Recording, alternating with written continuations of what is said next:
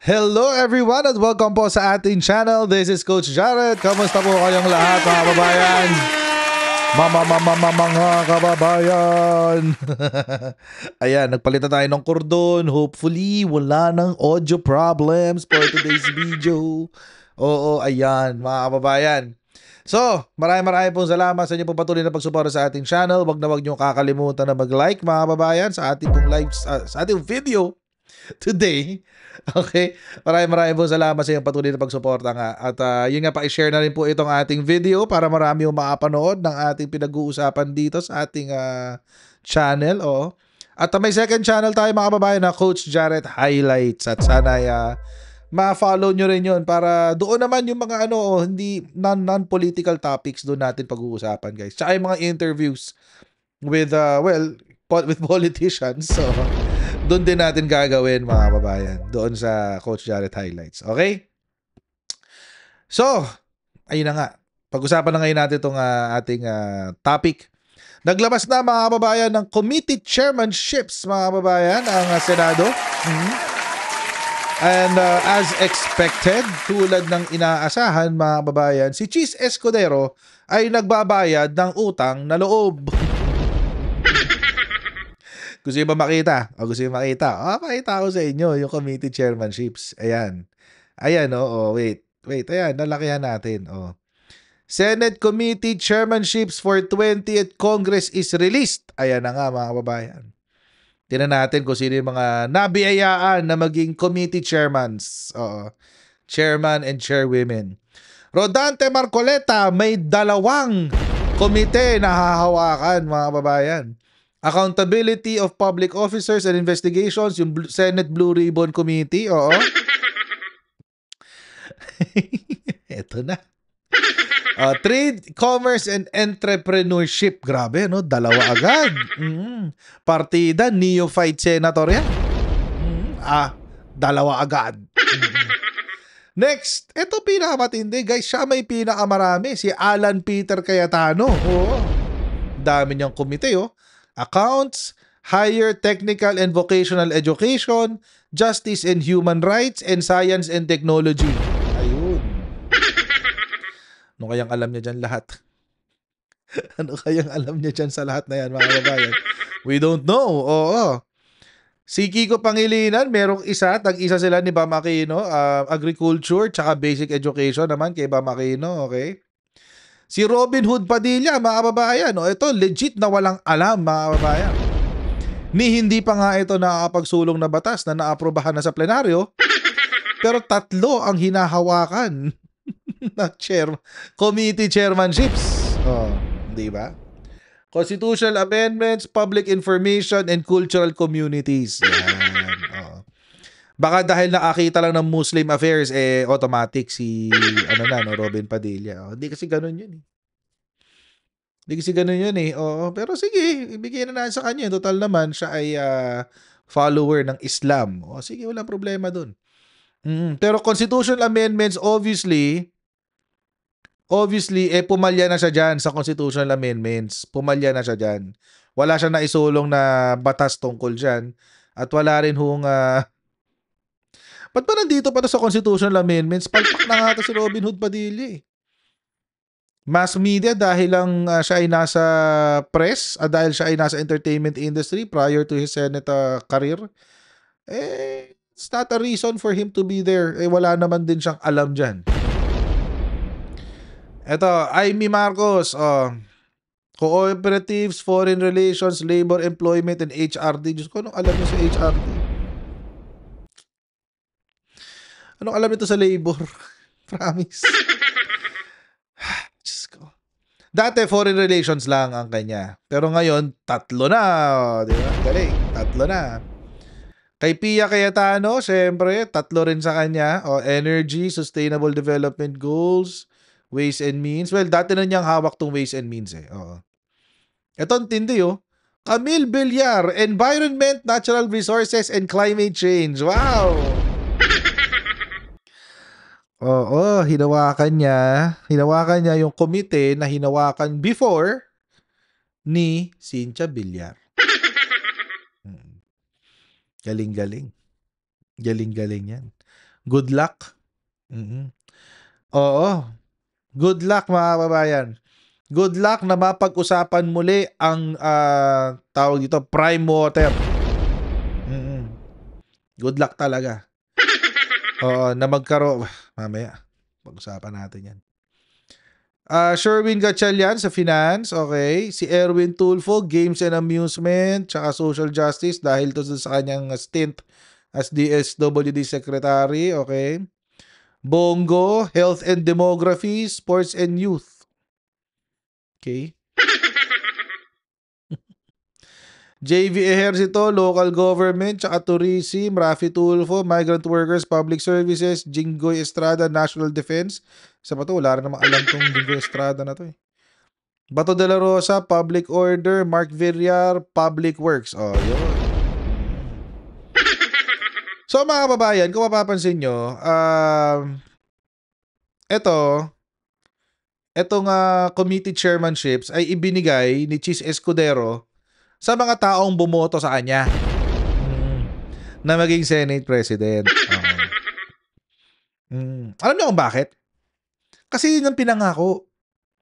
Yun kasi ang pinangako mga kababayan. Bago pa mag-umpisa ang 20th Congress, ibinenta na yung posisyon na yan sa boto. Legit ang vote buying sa Senado, guys. Oo. Alam mong diskarte talaga nila ang vote buying. Tingnan niyo si Jinggoy. Si Jinggoy mismo naglaglag kay Chis Escudero. Inihayag ni Senate President Pro Tempore Jinggoy Estrada na inalok ng committee chairmanship ang mahigit 13 senador na sumusuporta sa pananatili sa liderato ni Senate President Francis Chis Escudero. Narinig yan? Kinumpirma daw ni Jinggoy na inofera ng committee chairmanships yung 13 senador na ihahalal siya bilang Senate President.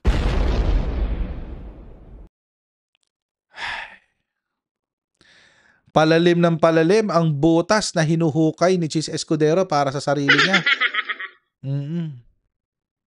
So, ibig sabihin, mga kababayan, itong mga committee chairpersons na to ay nailagay dyan para siguruhin ni Chis Escudero na siya ay magiging Senate President. At the same time, yung interest ng mga senador na ito sa mga komite na kanilang paghahawakan ay maitataguyod din. Halimbawa, mamaya pupuntahan natin si Rodante Marcoleta, hawak niya ang Blue Ribbon. It means, mga kababayan, unli batikos, unli hearing ang pwede niyang gawin laban sa administrasyon. Unli yan. Lahat ng pwede niyang gawing issue, gagawa niya ng issue. Oo. Legit yan. No joke. No joke. Ito pa isa, for example. Gawin natin example yung realistic. Ito, si Camille Villar, guys. Mga kababayan. Camille Villar. Environment, Natural Resources, and Climate Change.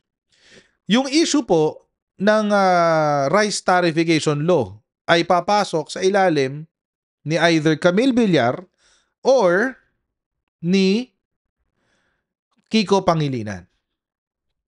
Either of the two. Bakit? Agriculture, yung pagtatanim, tapos pangalawa, environment and natural resources, yung lupa na tataniman. Oo.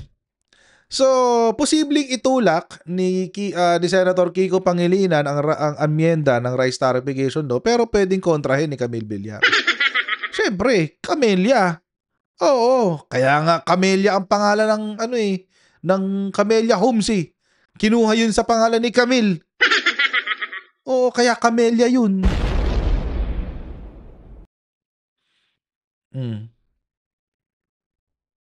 Di corner niya ngayon yan. Hindi lang yun. So, pag-uusapan din sa environment and natural resources, yung issue ng prime water. So, paano na? Nga. Wala nang pag-uusapan. Ito pa ulit. Ito pa. Di ba kahapon si PBBM ay may issue sa flood control program. Si Mark Villar ang senador, siya ang chairman ng Public Works. Asa pa kayo na iimbestigahan ng Senado yan? Lang ganun, guys. So, yun ang ibig sabihin nun, mga kababayan. Para maging Senate President ito si Chis Escudero, binili niya yung mga senador. Yung boto ng mga senador. Mga kababayan, vote buying is real sa Senado. Legit.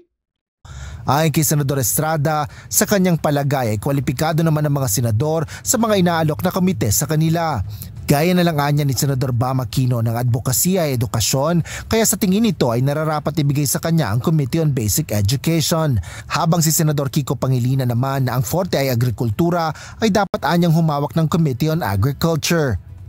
Lahat ng mga committees na inalok, I think qualified. Like for example, Senator Mark, naging secretary ng DPWH. Siguro nararapat lang na mapunta sa kanya yung Committee on Public Works. Oo, naging DPWH secretary si Mark Villar. Totoo naman yan. Pero mga kababayan, nung secretary ng DPWH si Mark Villar, ilang proyekto ng build ang dapat niyang tinapos? 119 projects. Ilan lang yung natapos niya? 12. Isang dosena lang ang natapos niya doon sa 119. Actually, babawasan mo pa ng isa yon kasi yung Isabela Cabagan Bridge, nadurog. Gumuho. Oh. Paano may justify na qualified? Maski nga si Jinggoy, hindi qualified sa national defense eh.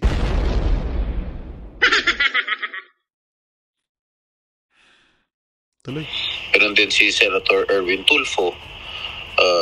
Galing siya sa DSWD. Siguro nararapat lang na ibigay natin sa kanya yung Committee on Social Services.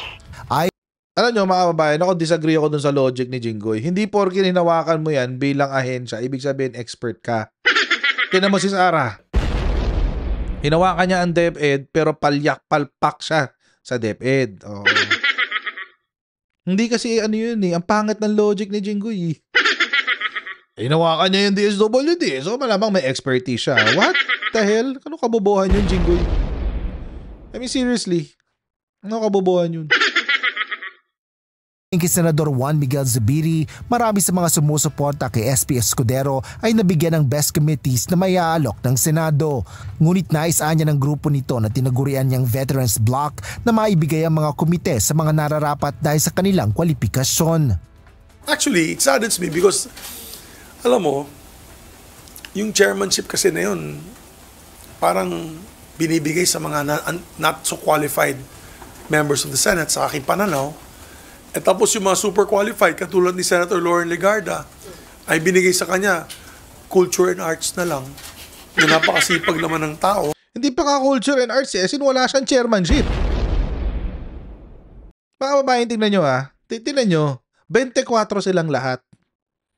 Tapos si Alan Peter Cayetano, 4 ang hawak niya.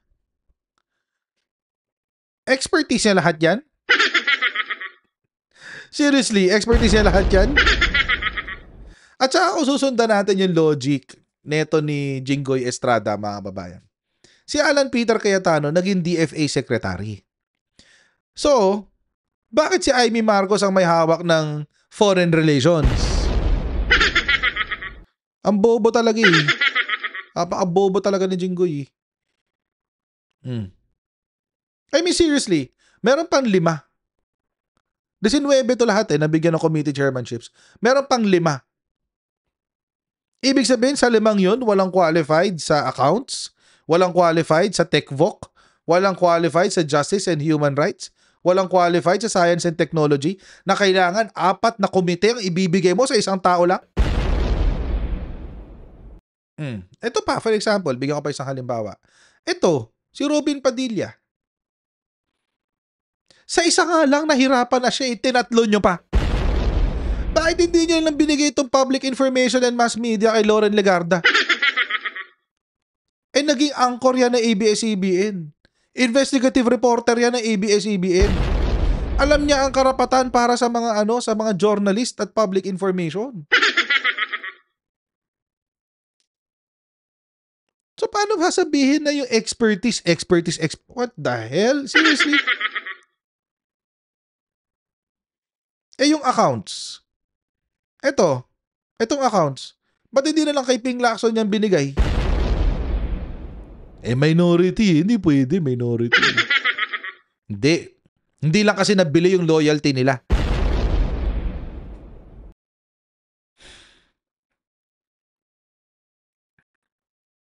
Actually, I'm so disappointed with some of these people. Disappointed ako kay Sherwin Gatchalian, kay Erwin Tulfo. Yung mga majority dapat.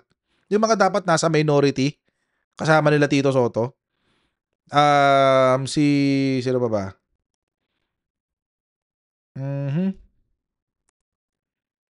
Hindi, puro ano na to puro... si Kiko Pangilinan, tsaka si Bam Aquino, dapat nasa minority ang dalawang yan Pero for the sake of committee chairmanships, di nag-majority sila. Ganun. Dito Lapid. Maraming bumoto kay Cheese actually na galing sa Uniteam na hindi naman nakatulad nila Jingo. Yung Uniteam na hindi DDS. Maraming bumoto kay Cheese na galing doon. Sa Uniteam na hindi DDS at saka dito sa Alyansa. Pero kung nagsama-sama sila, hindi si Escudero magiging SP. Ito mga kababayan, case in point. Alam ko naman kailangan mas madali kapag abogado yung sa Blue Ribbon Committee. Pero hindi porke abogado, ibig sabihin kaya niyang hawakan yung committee. Binigay nyo sa neophyte senator itong accountability of public officers and investigations. Yung Blue Ribbon, binigay nyo talaga? Sa neophyte senator? Come on. Oh, come on. This is stupid. Seriously. Kumpiyansa naman si Senador Mig Zubiri na lahat ay maaaring mangyari sa mga susunod na araw kaugnay ng pagpili ng tagapangulo ng Senado sa pagbubukas ng... Late na to July 8 pa to July 8 pa tong balita na to. So, pinakita ko lang yan to emphasize the point na nagkabilihan lang ng boto sa pagka-SP. Kaya nandiyan si Cheese Escudero. Binili niya yung boto ng 13 para sa committee chairmanship. At ang pinaka nakakatawa dito, yung again, babalikan ko si Rodante Marcoleta. Alam niyo kung bakit nakakatawa? They chose the most vindictive person to head the most investigative committee. Tagalog.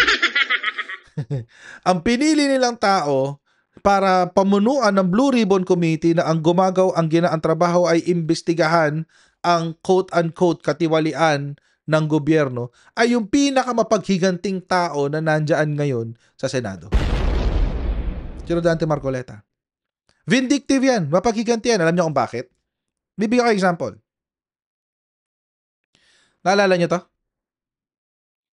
Yung nag-away sila ni Commodore Tariela. Baka kung nakakalimutan nyo kung anong pinanggalingan nito. Nasa hearing ng TRICOM, etong si Marcoleta. Hinanap niya si Commodore Tariela. Oo.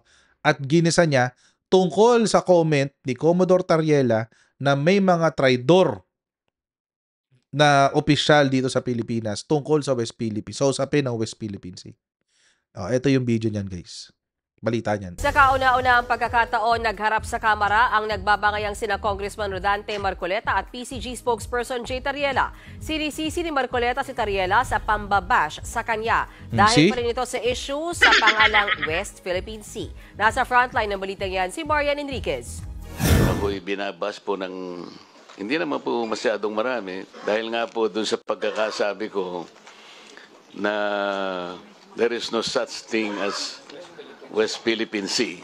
Ito ang bungad ni Sagip Party List Representative Rodante Marcoleta sa pagdinig ng House Tri-Committee tungkol sa fake news at ang kanyang mga patutsada nakadirekta kay Philippine Coast Guard spokesperson Commodore Jay Tariela.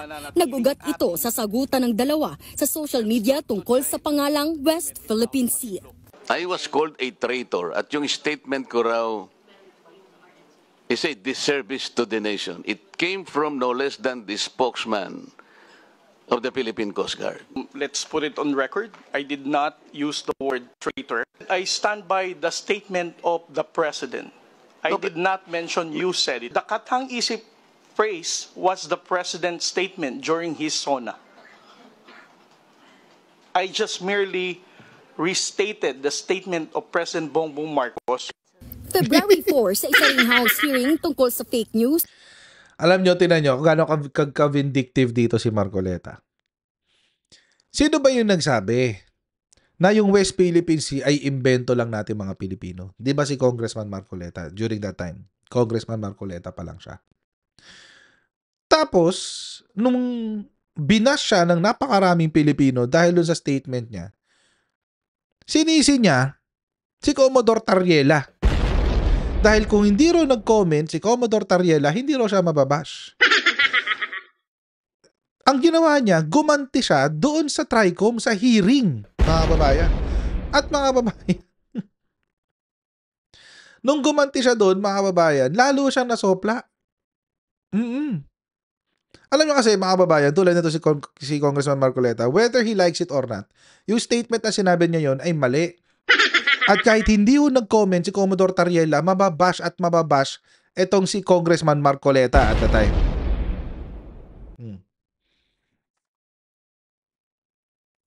See? Ginamit niya yung hearing para mag-demand ng apology galing kay Commodore Tariela. Vindictive. Oh. Okay, tapusin natin itong balita. Unang sinabi ni Marcoleta na walang West Philippine Sea dahil hindi ito kinikilala ng international community. Pero iba raw ang naging interpretasyon dito ni Tariela at maging ng mga netizen. Dito na siningil ni Marcoleta si Tariela. Hindi ka man lang gumawa ng effort, for example, na I did not say that. Ngayon mo lang sinasabi. But you know, people are bashing me. I am pro-China. When is the last time or the first time that I am pro-China? Again, Mr. Chair, I never said that you are a traitor. That is clearly posted on my Twitter. Pero hindi ka po nagbigay ng paliwanag na sinabi mo sana doon sa social media din. Bakit nyo ina-ascribe sa akin na sinabi ko na traitor si Kong Marcoleta? Pero obligasyon ba niya yun? Hindi niya obligasyong ipagtanggol si Marcoleta sa mga bumabatikos sa kanya online. Tanggol mo yung sarili mo. Why would I go to the extent of defending you and you are running for Senate? I might as well be interpreted as running for supporting somebody for public office. Why would I even defend you if you're calling me gago? As a commissioned officer of the Philippine Coast Guard, being a spokesperson, calling me mangmang. Sa huli, nanindigan si Marcoleta na dapat itama ang pananaw ng mga Pilipino sa pangalang West Philippine Sea. Siyempre, wala na siyang choice. Dapat nating i-educate ang ating mga kababayan. Yun Let me educate you. Nun. So it is not disservice. I do not deserve to be called a traitor just like that. Kasi ang gusto kong mangyari, lumitaw na ma-informahan natin ng tao na sa ngayon, hindi pa talaga naitatala officially yung West Philippine Sea. Bago ang pagdinig, iginiit ni Tariela na ang di natin pagkilala sa pangalang West Philippine Sea ay pambabaliwala sa hirap ng PCG sa pagtatanggol sa karapatan at soberanya ng bansa. Nagbabalita mula sa Frontline. Diba? Vindictive, mga kababayan. Vindictive. Hindi pa yan, meron pang isa. Same hearing, TRICOM. Oh, ano sabi? Rep Marcoleta, ginisa ang isang vlogger kaugnay sa pagpapalaganap nitong fake news. Oh, sino yung vlogger na yan? Si Attorney Ricky Tomotorgo. Sabi,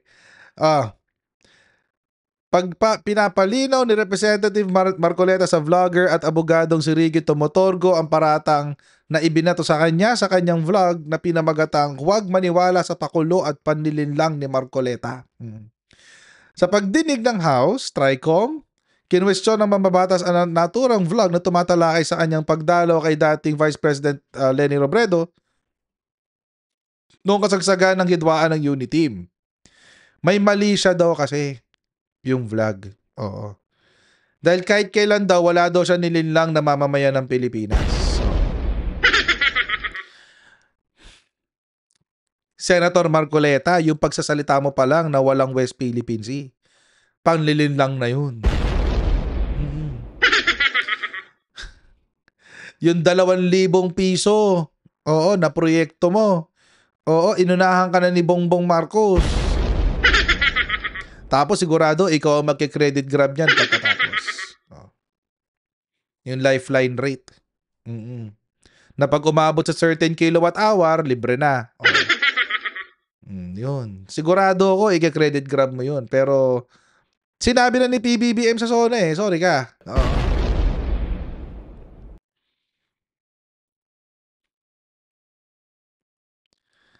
May mga panlilin lang ka rin talaga kasi. Oo. Ngayon pala, sinasabi mo inosente si Sara Duterte, panlilin lang na yun. Hindi nyo pa nga nakikita yung ebidensya, sinasabi nyo inosente na agad. Diba? Ayaw nyo nga ipalabas yung ebidensya eh. Anak ng tipaklong. Naisabay pa yung Supreme Court. Nai-cover up pa si Supreme Court bigla.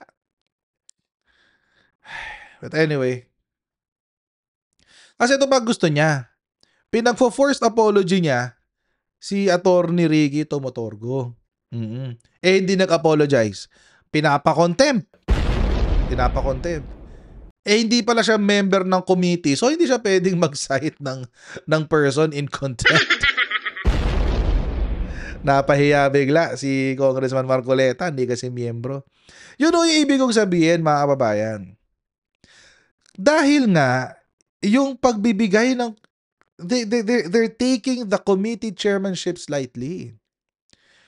Dahil nga nagbayad utang na loob, lintik na utang na loob yan, mga kababayan. Sorry, pardon my French. Pero kasi mga kababayan, nagbabayad sila ng utang na loob as if yung utang na loob na yun, mga kababayan, buhay nating lahat yun eh. Itong mga taong to, sumusulat ng batas. Yung batas na yan na magdidikta kung paano tayo mabubuhay lahat. Yan din na magbibigay ng polisiya sa mga serbisyo na ibinibigay sa atin lahat. At ginagawa nilang pabuya sa loyalty. Yung committee chairmanships. Hindi ko maliit na bagay yan, yung committee chairmanships. Hindi ko maliit na bagay yan. Because precisely, that's the point of the committee chairmanship. Is to make sure na ang Senado ay sumusulat ng batas alinsunod sa kung anong kapangangailangan nating lahat bilang Pilipino. Tapos, ang ginawa ni Chis Escudero, mga babayan, pinambayad utang lang sa mga taong loyal sa kanya. Pambababoy talaga eh. Pambababoy talaga ng institusyon ng ginagawa ng mga senador sa sarili nila. Ginagawa nilang laruan to, playground, sandbox, na kung ano mang political ambition mayroon sila lahat. Kaya nga mga babayan, deserve talaga yung #abolish the Senate. There's no point in having a Senate that's like this. There's no point. Seriously. It's maganda, lumayas na itong 24 na to. There's no point in having them. Seriously. Wala silang point sa buhay ng Pilipino. Dahil wala naman silang ginagawa na para sa Pilipino. So mga babae, hanggang dito lang po muna tayo sa video na ito. Oo. Maraming pong salamat sa inyo pong patuloy na pagsuporta sa ating channel. Please don't forget to like, share, and subscribe. And I'll see all of you po sa ating susunod na Coach Riot Live. God bless everyone and see you next time. Bye!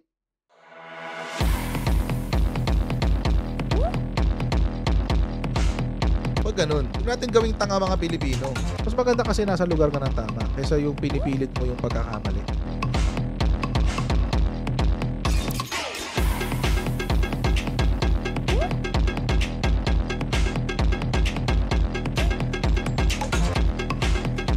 Are they willing to go that far? Hindi makakalimutan ng Pilipino yan hanggat di nasasagot niya. Sino ngayon nagsasabi ng totoo?